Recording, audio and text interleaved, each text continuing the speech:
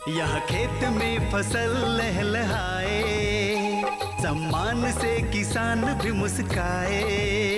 यहाँ बिजली से हर घर जगमगाए, विकास की प्रवाह में मन हर्षाए। शिक्षा है, रोजगार है, विकास की बयार है, सड़क है, अस्पताल है, चाहे खुशियों की बहार है। बिना संगीत के ही थिरके है पाँव, है स्वर्ग से सुंदर गांव गिरा, सुखी संपन्न है अपना गांव गिरा, है स्वर्ग से सुंदर गांव गिरा, सुखी संपन्न है अपना गांव गिरा।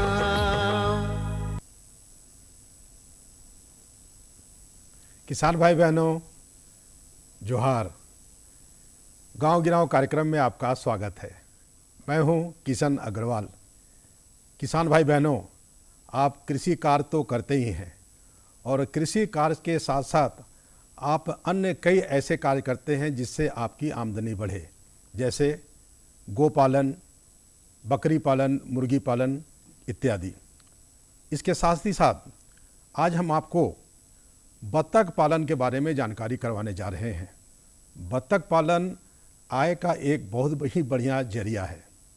तो आइए आज हम आपको बत्तख पालन के बारे में जानकारी करवाते हैं। जानकारी देने के लिए आज हमारे स्टूडियो में उपस्थित हैं डॉक्टर सुनीता कुमारी मुर्मू, जो बिरसा कृषि विश्वविद्यालय कांके रांची के अंतर्गत पशु चिकित्सा महाविद्यालय कांके रांची में सूक्ष्म विज्ञान विभाग में कनीय वैज्ञानिक सह सहायक प्राध्यापक हैं। किसान भाई बहनों को मेरा जोहार। आपका हमारे स्टूडियो में स्वागत है। किसान जी, बहुत बहुत धन्यवाद हमें इस कार्यक्रम में सम्मिलित करने के लिए।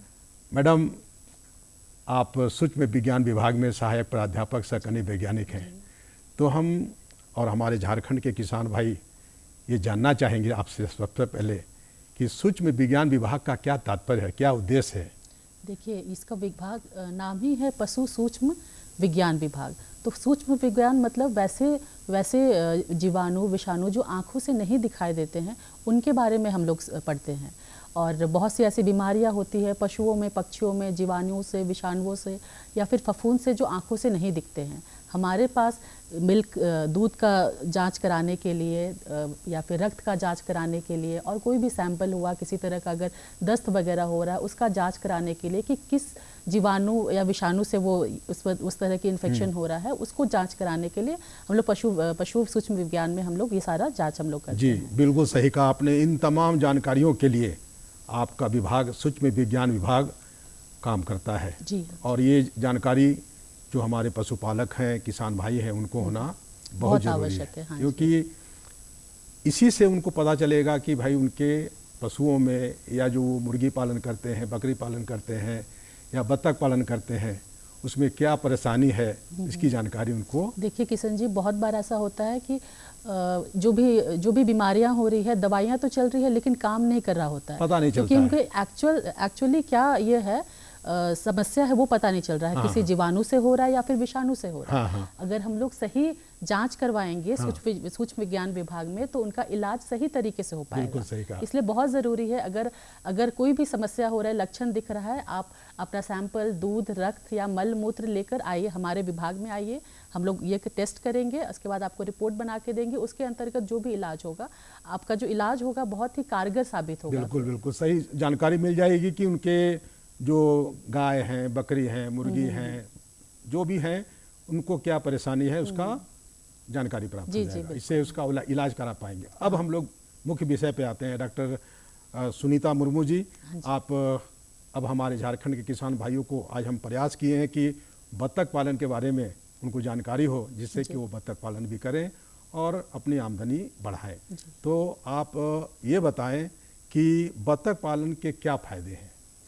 देखिए किशन जी, झारखंड में जैसे देखा जा रहा है, रोजगार की इतनी समस्या है और बत्तख पालन एक ऐसा व्यवसाय है जिसमें कम लागत में अच्छा ये फ़ायदा हो सकता है। एक तो, और इसमें अंडे का ये भी वजन भी ज़्यादा होता है, इसलिए उसका अच्छा मूल्य मिलता है। और इसमें ये बत्तखों में रोग प्रतिरोधकता क्षमता बहुत अधिक होती है, इसलिए रख रखाव में कम ध्यान देने की आवश्यकता होती है। दलदली क्षेत्र वगैरह में भी हम लोग आसानी से इसके पाल सकते हैं। ठीक है, ये सारे फायदे हैं। बत्तख पालन निश्चित रूप से ये कहा जा सकता है कि हमारे झारखंड के किसान भाई यदि जो बत्तख पालन नहीं करते हैं हाँ जी। उनको शुरुआत करनी चाहिए। बिल्कुल करनी चाहिए। आपका कहने का ये उद्देश्य हाँ जी, हुआ। बिल्कुल करनी चाहिए। और इससे उनका आय का जरिया बढ़ेगा। आय का जरिया भी और बढ़ेगा। जो हमारे माननीय प्रधानमंत्री हैं वो चाहते हैं कि हमारे जो झारखंड के किसान हैं, पूरे देश के किसान हैं, वो ऐसा ऐसा काम करें कि वो आत्मनिर्भर बने, उनका परिवार खुशहाल हो। जी बिल्कुल। डॉक्टर सुनीता मुर्मू जी, हाँ जी। अब आप हमारे किसान भाई बहनों को ये बताएं कि कुक्कुट पालन की तुलना में बत्तख पालन की क्या क्या लाभ हैं? देखिए, सबसे पहला तो मुर्गी कुक्कुट पालन में लागत अधिक होता है, लेकिन वही बत्तख पालन में लागत कम, बिल्कुल आधा हो जाता है। एक तो मुर्गी पालन, जब हम लोग मुर्गी पालते हैं उसमें क्या होता है, हम लोग को हर साल, अगर हम लोग अंडे के उद्देश्य से पाल रहे हैं तो हर साल हम लोग को स्टॉक चेंज करना पड़ता है।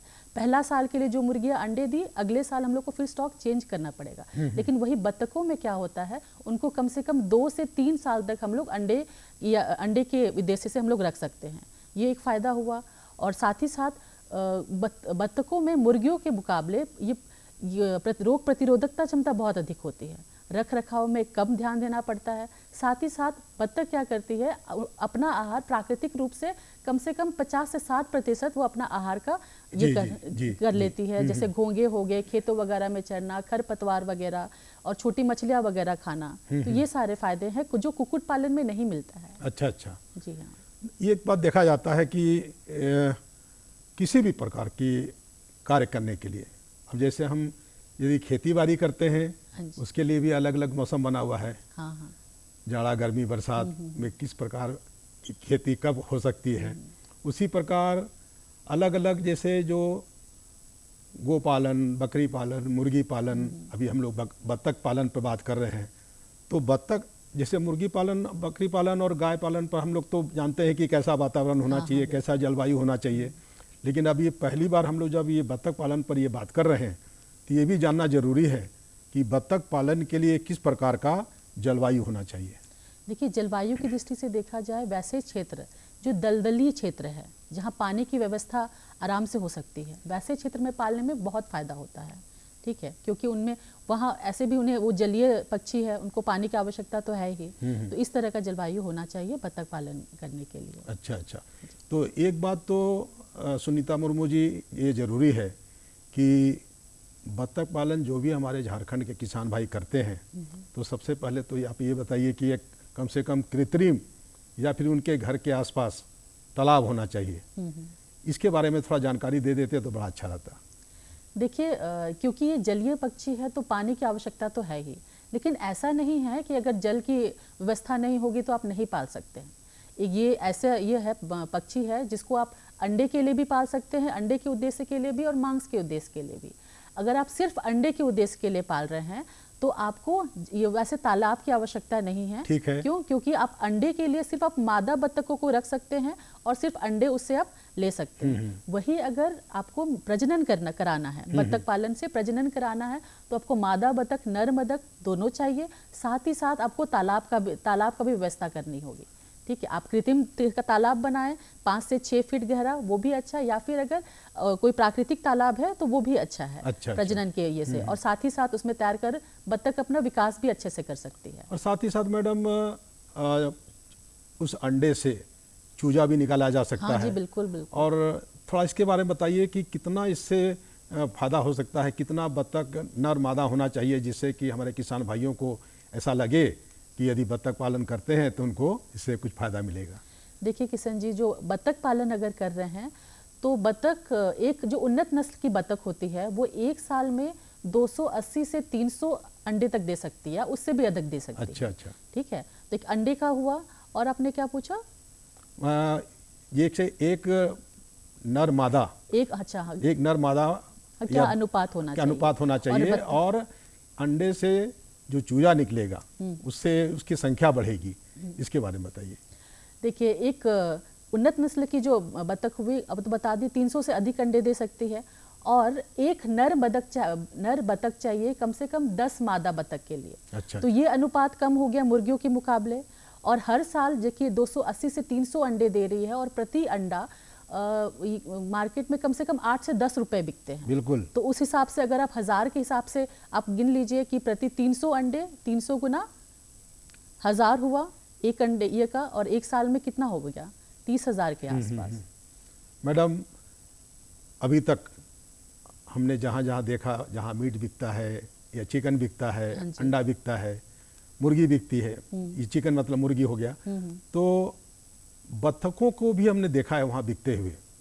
और सामान्य जाति का या नस्ल का बत्तख होता है जिसका कीमत हमने देखा है, पूछा भी है, 100 रुपया 200 रुपया के आसपास होता है।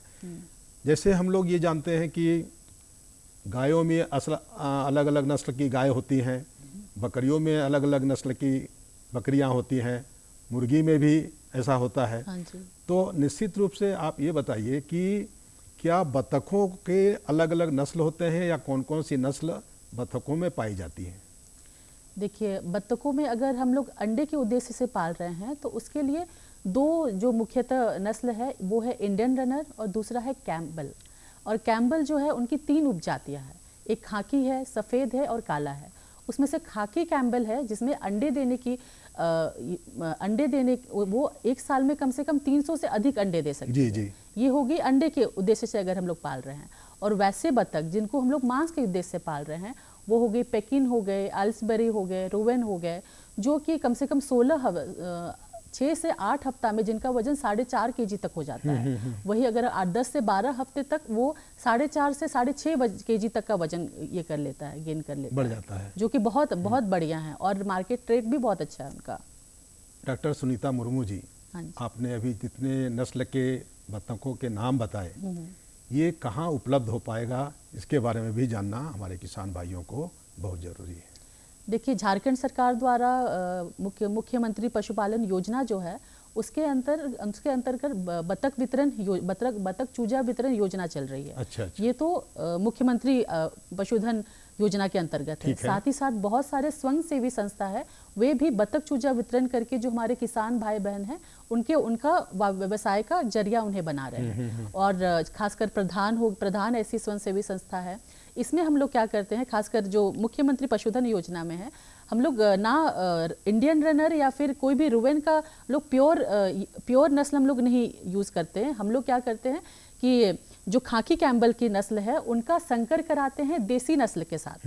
तो उसके बाद संकर के बाद हमारे पास जो नस्ल आती है, देसी में हम लोग जानते हैं कि रोग प्रतिरोधकता क्षमता ज़्यादा होती है, और उसी को हम लोग अगर खाकी कैम्बल के साथ संकर कराते हैं तो अंडे देने की क्षमता भी बढ़ जाती है। तो ये जो संकर नस्ल है ये खासकर झारखंड में आसानी से उपलब्ध है। मैडम, आप जैसा कि जानती हैं कि झारखंड के हमारे जो पशुपालक हैं, किसान भाई हैं, हमारे इस कार्यक्रम के माध्यम से या सरकार की योजनाओं के माध्यम से वे पशुपालन की ओर, बकरी पालन, मुर्गी पालन, यहाँ तक कि सूकर पालन, इसके भी कई तरह के नस्ल, एक झारसिम नस्ल का भी इजाद किया गया है झारखंड में। डॉक्टर रविंद्र कुमार ने इसका इजाद किया है, वेटनरी कॉलेज कांके के ही हैं। तो बात यह है कि बत्तख पालन जबकि शुरुआत करना है तो इसकी शुरुआत कहाँ से की जाए? देखिए, शुरुआत करने से पहले सबसे पहले तो आप जगह का चयन कर लीजिए। जगह वैसा दलदली क्षेत्र, आपको आवास का व्यवस्था देखना है।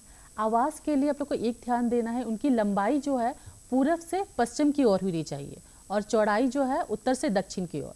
पूरब से पश्चिम की ओर इसलिए क्योंकि वहाँ पूरब से सूर्य निकलता है और सूर्य की रोशनी पड़ना बहुत ज़रूरी है आवास ये में। देखा भी गया है कि किसी भी तरह का भी आप कार्य करें, चाहे आप गोपालन करें, बकरी पालन, मुर्गी पालन, सुकर पालन, सूरज की रोशनी हमेशा पड़नी चाहिए, क्योंकि सूर्य की रोशनी जो है बहुत से सूक्ष्म जीवाणु है उनको मारती है। बिल्कुल। तो एक तरफ से स्टेरिलाइजेशन हो गया, साफ सफाई हो गई, और साथ ही साथ ये और सूर्य की रोशनी अंडे देने के लिए भी बहुत आवश्यक है। अच्छा। कम से कम 16 घंटा सूर्य की रोशनी जरूरत पड़ती है। सूर्य की रोशनी या रोशनी अगर नेचुरली प्राकृतिक रूप से नहीं हो रहा है तो आपको अंदर बल्ब जलाना पड़ेगा। 16 घंटा उसको रोशनी की आवश्यकता है अंडे देने के लिए। मैडम, डॉक्टर आप ये बताइए कि अब इसकी आवास की व्यवस्था, ये तो शुरुआत हो गई कि भाई बत्तख पालन की शुरुआत कैसे करें। अब इसकी आवास की व्यवस्था के बारे में आप विस्तार से बताएं। जैसे हम लोग गोपालन करते हैं या बकरी पालन, मुर्गी पालन करते हैं, सबके लिए आवास की व्यवस्था होती है, उसी तरह बत्तख के लिए भी आवास की व्यवस्था होगी। जी बिल्कुल। तो मैडम इसके बारे में आप बताइए। देखिए, अगर बत्तख पालन के लिए आवास के लिए देख रहे हैं, अगर कम लागत में आप एक कमरे में भी रख सकते हैं, एक कमरे में आप बत्तख रख सकते हैं। उसमें प्रति बत्तख कम से कम, अगर वयस्क बत्तख है तो कम से कम 4 वर्ग फुट उसमें ये स्थान होना चाहिए। और एक कमरे में रख रहे हैं तो, और उसके घूमने फिरने के लिए वो दिन भर आंगन में घूमती फिरती रहे और रात में सोने के लिए कमरे में आ जाए। ये फ्री रेंज सिस्टम हो गया, बस रात में सोने के लिए आ रही है और दिन भर बाहर घूम रही है। और एक है सेमी इंटेंसिव सिस्टम, उसमें क्या किया जाता है, एक कमरा हुआ जिसमें सिर्फ सोने आती है और उसके बाहर जाली से हम लोग बाड़ा बना देते हैं प्रति बत्तख 10 वर्ग फुट का। अच्छा अच्छा, ठीक है। उसमें वो बाहर घूमती रहती है, वहाँ पर खाना और पानी की व्यवस्था रहती है और तैरने के लिए भी है, तालाब की व्यवस्था रहती है, कृत्रिम तालाब का व्यवस्था किया जाता है उसमें। वो सेमी इंटेंसिव हुआ, ये हुआ आवास का। जी बिल्कुल जी। और उसमें हम लोग जो आहार या फिर पानी के लिए जो भी हम लोग पात्र बना रहे हैं, ये बहुत ध्यान देने की आवश्यकता है। जो पानी का पात्र है, अगर चूजे है तो 1.5 से 2 इंच से ज़्यादा गहरा नहीं होना चाहिए और अगर वयस्क है तो 5 से 6 इंच गहरा होना चाहिए ताकि उनका चोंच आसानी से डूब सके उसमें। डॉक्टर सुनीता मुर्मू जी, बत्तख पालना थोड़ा सा हालांकि है थोड़ा कठिन, क्योंकि ये पानी वाला पक्षी है, पानी में रहने वाला पक्षी है और ये कोशिश करता है कि पानी में ही इसको जो खाने का आहार मिल जाए। चाहे वो देखिएगा आप यदि किसी गांव मोहल्ले में देखिएगा कि वो नाली में ही कुछ खाता पीता रहता है। थोड़ा इसके बारे में भी जान ले कि आखिर वो गंदे पानी में मुंह डुबाकर, अपना चोंच डुबा करके क्या खाता है, कैसे उसको खा लेता है वो। देखिए बत्तख में प्रकृति द्वारा कैसा उनका चोंच बनाया गया है, चपटा होता है। अब चपटा चोंच है तो उनका बनावट ही वैसा है कि जब कीचड़ या दलदल से कोई भी आहार आसानी से छन के वो ले लेता है और मिट्टी या कोई भी उस तरह का कचरा को वो बाहर निकाल देता है। तो ये उनका चोंच का बनावट की वजह से होता है। इसीलिए कहीं भी गंदगी का खाना में आप आराम से अपना खाना वो फिल्टर कर सकता है। बड़ी खुशी की बात है, ये तो अजीब बात हो गई कि बिल्कुल गंदगी से खाना निकाल करके खा लेना, वही बहुत बड़ी बात है। हाँ जी बिल्कुल। अब जैसे आप किसी भी तरह का व्यवसाय करते हैं, अब मुख्य आहार की व्यवस्था उसका करना बहुत ज़रूरी होता है। तो आप बत्तख पालन जब करते हैं तो उसका आहार की व्यवस्था हमारे झारखंड के किसान भाई बहन कैसे करें? देखिए, आहार की व्यवस्था करनी है तो 2-4 चीज़ आपको ध्यान में रखनी चाहिए। चूजों को जो प्रोटीन की मात्रा होती है कम से कम 22% होनी चाहिए। वही जहाँ वयस्क हो गए उन्हें प्रोटीन की मात्रा 18% होनी चाहिए। अगर जो पूरा आहार बनाना है उसमें प्रोटीन या फिर खनिज लवण, नमक कितना होना चाहिए उनकी मात्रा आपको जानकारी दे देते हैं। इसमें कम से कम 40% प्रोटीन युक्त अनाज होने चाहिए, 20% अनाज होने चाहिए, दर्रे वगैरह, 15% चावल के जो कण होते हैं वो होने चाहिए, 1% नमक होना चाहिए, 1% खनिज लवण और 13% चोकर होने चाहिए। तो इनकी व्यवस्था उनको इस हिसाब से उनके घर में जो भी अवेलेबल है, नमक और खनिज लवण तो उनको बाहर से लेना पड़ेगा, चोकर की व्यवस्था आसानी से हो जाएगी, घर में आटा का चोकर जो भी उससे आसानी से हो जाएगी, अनाज के दाने वगैरह भी आराम से मिल जाएंगे। बस एक और एक है फिश मील, ये मछली का जो चूरा होता है वो चाहिए 15%, वो उनको बाहर से लेना पड़ेगा। सही बात बताई आपने। मछली का चूरा, ठीक है, वो उनको एक बाहर से लेना पड़ेगा। और चावल का कण मिल गया, प्रोटीन युक्त अनाज, दलहन वगैरह, सरसों खली, ये भी गाँव के किसान भाई बहनों में आसानी से मिल जाता है। मैडम आप देखिएगा कि यदि बत्तख तालाब में है और तालाब में उसका मुख्य आहार मछली होता है, बड़ी तेजी से झपट्टा मार करके मछली पकड़ लेता है और ये बहुत देखने वाली बात होती है। और किसी प्रकार का कीड़ा मकोड़ा या नाली का भी गंदा, वो यदि उसको अपने खाने के आहार के रूप में कुछ भी दिख गया तो उसको तुरंत पकड़ लेता है। और कृत्रिम रूप से जैसा कि आपने बताया, तालाब बना करके अपने घर के क्षेत्र के अंदर, और आहार के बारे में जैसा कि आपने बताया कि मछली का चूरा, आप छोटे छोटे मछलियाँ भी आती हैं, जिंदी हो चाहे मरी हुई हो, उसको भी आप तालाब में डाल करके उसको लगेगा कि हम कृत्रिम भोजन कर रहे हैं। उनको अच्छा खाना मिल रहा है, अच्छा खाना, और वो लगेगा उनको हम तालाब में हैं। क्योंकि और पानी में बत्तख का रहने का उद्देश्य भी एक ऐसा है कि उनकी शारीरिक क्रिया चलती रहती है, पैर हाथ, विकास अच्छा होता है, ग्रोथ होता है, क्योंकि इससे उनकी ऊर्जा बढ़ती है। यदि सिर्फ एक जगह बैठा रहेगा या खड़ा रहेगा, सिर्फ हमको अंडा मिल गया या चूजा मिल गया, तो इससे कोई ज़्यादा फायदा नहीं है। उनके सेहत में ही सेहत को भी प्रतिकूल विशेष ध्यान देना पड़ेगा। हाँ डॉक्टर सुनीता मुर्मू जी, हाँ जी। अब आप ये बताइए कि बत्तख का व्यवसाय करने के लिए कितने लागत की आवश्यकता पड़ती है? देखिए, अगर आप कम से कम एक बत्तख का चूजा, जो अगर उन्नत नस्ल की बत्तख का चूजा है तो आपको 50 से 60 रुपए में मिल जाएगी। बत्तख का चूजा में आपको 50 से 60, और अगर आप 1000 बत्तख कर रहे हैं उसके लिए 1 एकड़ जमीन की आवश्यकता है। अच्छा। अब और जो भी आप शेड बना रहे हैं उसके अंदर आप बताएं, वयस्क के लिए 4 वर्ग फुट ये की स्थान की आवश्यकता है। जो चूजे हैं उनके लिए 2 वर्ग फुट ये की आवश्यकता है, स्थान की आवश्यकता। उस हिसाब से 1 एकड़ जमीन काफ़ी है। तो ये कम से कम 1 से 1.5 लाख की लागत में वो प्रति वर्ष कम से कम 2 से 3 लाख का फायदा ले सकता है। उसमें उनका आहार का खर्च कम हो जाता है, क्योंकि आहार के लिए बाहर से वो अपना खाने का इंतज़ाम खुद कर सकती है, और 50 से 60% उनके भोजन का इंतज़ाम हमें करना होता है। आहार में हमारा बचत हो जाता है। साथ ही साथ रख रखाव में बहुत ज़्यादा, जैसे मुर्गियों में हम लोग को बहुत ज़्यादा ध्यान देने की आवश्यकता है, वो नहीं है। बस हमें एक बिछावन, जो उनका घर बनाए हैं उसमें बिछावन हमें होना चाहिए। बिछावन का तात्पर्य आपको क्या हो गया? बिचाली बिछा देना चाहिए। बिचाली बिछा देना चाहिए। भूसी वगैरह से हम लोग बिछावन तैयार करते हैं। जैसे कि जो फर्श ठंडा रहता है या गर्म रहता है उसका आराम खासकर ठंड वगैरह में तो बहुत बचाव करता है ये बिछावन, और चूजों में तो होना ही चाहिए बिछावन। जी। डॉक्टर सुनीता मुर्मू जी, हाँ जी। अब सारी बात तो हम लोगों ने कर लिया। अब बत्तख व्यवसाय जब हम करते हैं हमारे झारखंड के किसान भाई, तो उन्हें सालाना आमदनी कितनी हो जाएगी या हो जाती है?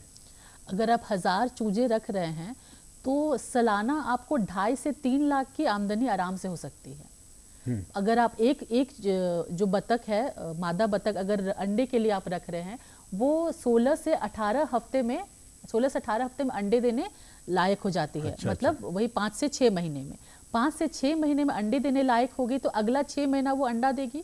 और अगर औसतन ले लीजिए, एक मादा बत्तख जो है वो 280 से 300 अंडे देती है। तो पहला तो 6 महीना में 1.5 लाख के आसपास उसको फायदा होगा। और अगला जो दूसरा वर्ष तो स्टार्ट हो रहा है, उसमें कम से कम 2.5 से 3 लाख के उसका फायदा है। 2.5 से 3 लाख का फायदा जब अंडे दे रही है। और वही जब 2 साल पूरा हो जा रहा है, तीसरे साल में क्या होता है, बहुत से ऐसे बत्तख है जिसके अंडे उत्पादन करने की क्षमता घट जाती है। तब वैसे बत्तखों को हम लोग मांस के उद्देश्य से हम लोग बाजार में हम लोग बेच देते हैं, उससे अधिक फायदा होता है। फिर आपने जैसा बताया उसके हिसाब से बत्तख पालन बहुत ही अच्छा आमदनी का जरिया है। बहुत ही अच्छा। और अब जैसे कह रहे हैं कि बहुत कठिन है, कठिन बिल्कुल नहीं है। और वैसे भाई बहन, ऐसे तो किसान बहुत से गांव घर में देखा गया है कि किसान भाई बहन 5-10 बत्तख रखते ही हैं। लेकिन अगर आप कोई ऐसे किसान भाई बहन हैं जो शुरुआत करना चाहते हैं और आपके पास वैसी व्यवस्था नहीं है कि ना आप रांची जैसे किसी कॉलेज में आके जानकारी ले पा रहे हैं, ना कोई स्वयं से भी संस्था है, तो वैसे जगह के लिए हम बोलेंगे कि आप शुरुआत में कम से कम 15-20 चूजे लेकर पालना सीख लीजिए। पालने से क्या, आप शुरुआत में 15-20 चूजे रखिएगा तो बहुत सा ऐसा जानकारी आपको रखते पता चलेगा। कौन कौन सी बीमारियां हो रही है, उनका रख रखाव कैसा करना है, उनका अनाज को कैसा रखना है। और ऐसे तो बीमारियां कम होती है, लेकिन 2-4 बीमारियां ही जो रेगुलर हो रही है। तो पहला तो ये पायलट प्रोजेक्ट आपको बनाना पड़ेगा। वैसे किसान भाई बहन जो पहली बार कर रहे हैं, पहली बार करने के बाद ही आपको बहुत सारा आइडिया हो जाता है कि हमको कहाँ ध्यान देने की जरूरत है। एक बात तो बिल्कुल ध्यान रखना ही पड़ेगा, प्रशिक्षण लेना ही पड़ेगा, जानकारी तो रखना ही पड़ेगा। हाँ जी, बिल्कुल। तभी किसी कार्य को आप सही तरीके से कर सकते हैं। जी। डॉक्टर मुर्मू, आप हमारे झारखंड के किसान भाई बहनों को ये बताएं कि बत्तख पालन के प्रजाति का चयन कैसे करें? देखिए, नस्ल के बारे में तो हम शुरुआत में ही बताए थे कि 2-3 नस्लें हैं। लेकिन अगर आप यहाँ झारखंड का जैसा जलवायु है, वहाँ पर उन्नत नस्ल की जो ये है बत्तख है, उनका चयन करना ही बेहतर होगा। अंडे के लिए यहाँ पर खासकर अंडों के लिए ही चयन किया जाता है। और ज़्यादातर जो हमें नस्ल हम यूज़ करते हैं वो उन्नत खाकी कैम्पबेल और देसी का ये है संकर नस्ल है। अच्छा। और यहाँ झारखंड के लिए वो सबसे अच्छा काम करती है। एक ये नस्ल है और दूसरा इंडियन रनर। ये हो गई अंडे के लिए। अंडे के लिए 2 प्रजाति आप लोग जान के रखिए। ये 2 प्रजाति बहुत अंडे देने में बहुत आगे है। 250 से 300 अंडे आपको आराम से मिल जाएंगे। वही अगर मांस के लिए करना है। और एक चीज़ ध्यान रखिएगा, अंडे के लिए कोई भी मादा बतख कम से कम 16 से 18 हफ्ते लेती है तैयार होने में, उसके बाद अंडे देना शुरू करती है। और अगर मांस के लिए हम लोग रख रहे हैं, मांस के लिए वो कम से कम 6 से 8 हफ्ते में 2.5 केजी तक का वजन ये कर लेगी, जो मांस उद्देश्य से जिन भी बत्तखों को रख रहे हैं। और मांस उद्देश्य के लिए जो हम लोग नस्ल चयन कर रहे हैं वो हो गई आइल्सबेरी हो गई, पेकिन हो गई, मस्कोवी हो गई, जिनका वजन कम से कम 8 हफ्ते में 2 से 2.5 केजी तक बढ़ जाता है। वही 12 से 14 हफ्ते में वो 5 से 6 केजी तक आराम से वजन ले लेती है। मैडम एक बात तो देखकर बहुत अच्छा लगता है कि जो अंडा से चूजा बच्चा निकलता है वो अपने माँ के साथ तालाब में तैरना शुरू कर देता है। हाँ जी। ये बड़ा अजीब बात हाँ, है। हाँ। जबकि उसके पंख भी छोटे छोटे होते हैं, वो उस लायक भी नहीं होता है, लेकिन ये एक प्रकृति का करिश्मा है। प्रकृति का करिश्मा, उनकी बनावट ही वैसे है कि आराम से पानी में वो तैर सकती है। मैडम मादा और नर हम लोग सारे बातों को चर्चा कर लिए। अब आप ये बताइए कि बत्तख, वयस्क बत्तख और चूजा बत्तख की भोजन की व्यवस्था कैसी होनी चाहिए? देखिए दोनों के भोजन में 2-4 चीज़ ध्यान देने की आवश्यकता है कि दोनों के भोजन में कम से कम प्रोटीन की जो मात्रा है, चूजों में 22% और ये में वयस्क में 18%। ये तो हुआ। साथ ही साथ जब भी आप चूजे लेके आ रहे हैं अपने पास, तो शुरुआत के 7 दिन आपको 24 घंटा खाना वहाँ पर होना ही चाहिए, क्योंकि 24 घंटा उस टाइम जो होता है, शुरुआत का 3 हफ्ता में हम लोग ब्रूडर में रखते हैं। ब्रूडर मतलब उनका तापमान हम लोग को मेंटेन करना पड़ता है। तो वहाँ पर हम लोग को पहला सप्ताह में तो हमेशा देना ही चाहिए, आहार की उपलब्धता हमेशा होनी चाहिए, क्योंकि उस टाइम क्या होता है, बहुत बार जमावड़ा हो जाता है, सारे बत्तखों को सही अमाउंट में आहार की उपलब्धता नहीं हो पाती है। तो पहला 7 दिन में खाने की अवस्था हमेशा होनी चाहिए। और 3 हफ्ते के बाद हम लोग क्या करते हैं, जो खाने की व्यवस्था है, प्रति बत्तख कम से कम 100 से सवा ग्राम दिन में 2 बार करके देनी चाहिए। जी जी जी मैडम, जैसा कि आपने बताया कि बत्तख में बीमारियां नहीं होती है, लेकिन फिर भी यदि बीमारियां होती हैं तो कौन कौन सी बीमारियां हो जाती हैं? बत्तख में बीमारियां होती है, लेकिन मुर्गियों के मुकाबले कम होती है। अच्छा। बहुत कम होती है। और जो बीमारियां वाली बात हुई, वो जब छोटे हैं, ठंड से बचा के रखना है, उस वक्त जब है कम से कम 4 से 6 हफ्ता, उस टाइम ध्यान देने की आवश्यकता है। वही जैसे ही 6 से 8 हफ्ते पार हो गए, तब बीमारियां कम लगती है। और जैसे बीमारियों का बात किए तो कुछ बीमारियां हैं जो बत्तखों में देखने को मिलती है। पहला तो है डक प्लेग। इसमें डक प्लेग में क्या होता है, इसमें दस्त वगैरह होती है और बहुत तेजी से फैलती है। पीला दस्त होता है, ठीक है, पीला दस्त हुआ। फिर है साल्मोनेलोसिस वगैरह होगा, उसमें सफ़ेद दस्त होंगे। फाउल कॉलेरा है जिसमें कि हरा दस्त होता है। और प्लेग में क्या होता है, अंदर की जो ये है अंग है, वहाँ उसमें से रक्तस्राव वगैरह भी होता है। और बत्तखों में एक चीज़ बहुत देखने की आवश्यकता है कि खासकर बत्तख ऐसा पक्षी है जिसमें अफ्लाटॉक्सिकोसिस लाइक बीमारी जो है सबसे ज़्यादा देखने को मिलता है। अब अफ्लाटॉक्सिकोसिस क्या है, ये जैसे जो अन्न वगैरह है, इसके लिए जो अनाज हम लोग रख रहे हैं बत्तखों के लिए, उसमें नमी वगैरह जहाँ हो, जैसे ही नमी उसमें आएगी, उसमें कुछ जो ये है फफूंद वगैरह पैदा हो जाते हैं। और ये फफूंद जो है टॉक्सिन, जहर ये करते हैं, पैदा करते हैं। और यही ऐसा जो आहार अगर कोई बत्तख अगर ले लेता है, जो टॉक्सिन, तब वो ये जो जहर है उनके अंगों को बहुत ही ज़्यादा ये करता है। तो किसान भाई बहनों, आज आपने देखा कि झारखंड में बत्तख पालन किस प्रकार किया जाए और बत्तख पालन से कितना अधिक आय हो सकता है। हमें उम्मीद है कि आज से ही आप बत्तख पालन की शुरुआत कर देंगे। डॉक्टर सुनीता मुर्मू जी, आज आप हमारे स्टूडियो में आए और हमारे झारखंड के किसान भाई बहनों को बत्तख पालन के बारे में बहुत ही विस्तार से जानकारियाँ दी। इसके लिए आपको बहुत बहुत धन्यवाद। जोहार।